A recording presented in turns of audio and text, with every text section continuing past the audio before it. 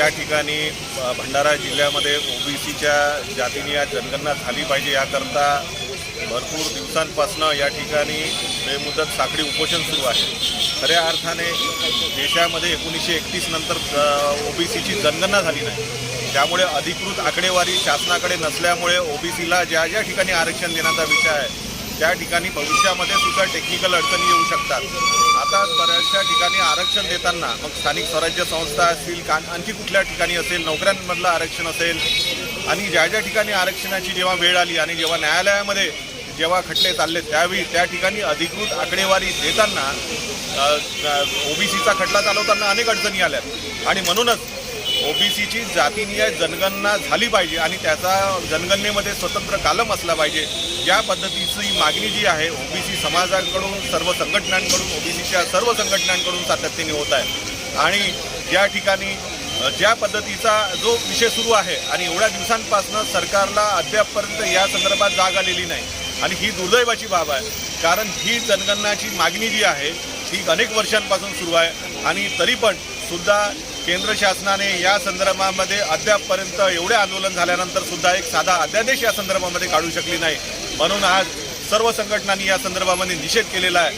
परत एकदा ओबीसीच्या समाजाच्या उत्थानासाठी, येणाऱ्या पिढीसाठी ओबीसीची जातीनिहाय जनगणना झाली पाहिजे असं मत या ठिकाणी सर्वांचं आहे।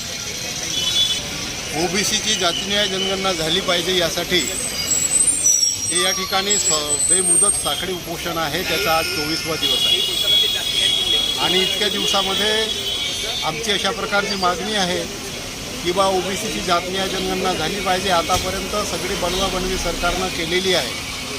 अगदी 1931 नंतर ओबीसीची जातीनिहाय जनगणना झाली नाही। 2011ला झाली, परंतु तिची आकडेवारीसुद्धा उपलब्ध केली गेली नाही, त्याच्यातही फसवाफसवी झाली।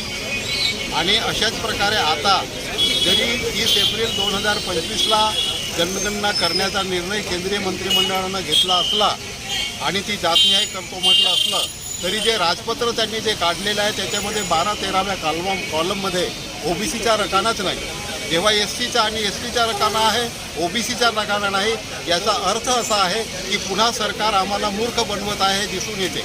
2018मध्ये राजनाथ सिंहनं सांगितलं की आम्ही ओबीसीचा ओबीसी जनगणना करू, परंतु नंतर 2021मध्ये निघताना रायने तिथे सुप्रीम कोर्टामध्ये आणि त्याने रायने हे संसदेमध्ये जाहीर केलं की ते आमच्या धोरणातच नाही आणि आता 2025ला ते म्हणतात आम्ही करू।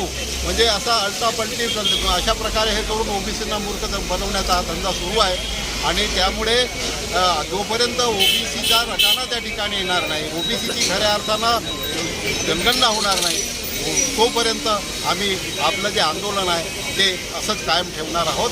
आणि या आंदोलनाचे परिणाम संपूर्ण देशामध्ये सुद्धा होत आहेत। म्हणजे आज विदर्भामध्ये मोठ्या प्रमाणात आहे, त्याचा परिणाम महाराष्ट्रात होत आहे आणि देश पातळीवर सुद्धा होत आहे आणि तो होईल आणि ओबीसी जनता जागरूक होऊन सरकारला जनगणना करायला भाग पाडेल असा आमचा ठाम विश्वास आहे आणि असा आमचा निर्धारसुद्धा आहे। आम्ही आपल्या निर्णयावर ठाम आहोत। आज कलेक्टर साहेबांनी या संबंधामध्ये मीटिंग बोलवलेली होती, त्यांनी आम्हाला समजावून घेण्याचा प्रयत्न केला, दुसऱ्या फेजमध्ये होईल म्हटलं, परंतु कुठल्याही प्रकारे लेखी लिहून द्यायला कोणी तयार नाही, फक्त तोंडी सांगतात आणि नुसतं तोंडी सांगल्यावर होत नाही, कारण की लेखी जेव्हा राजपत्र काढलं त्या राजपत्रामध्ये ह्या गोष्टीचा उल्लेख नाही।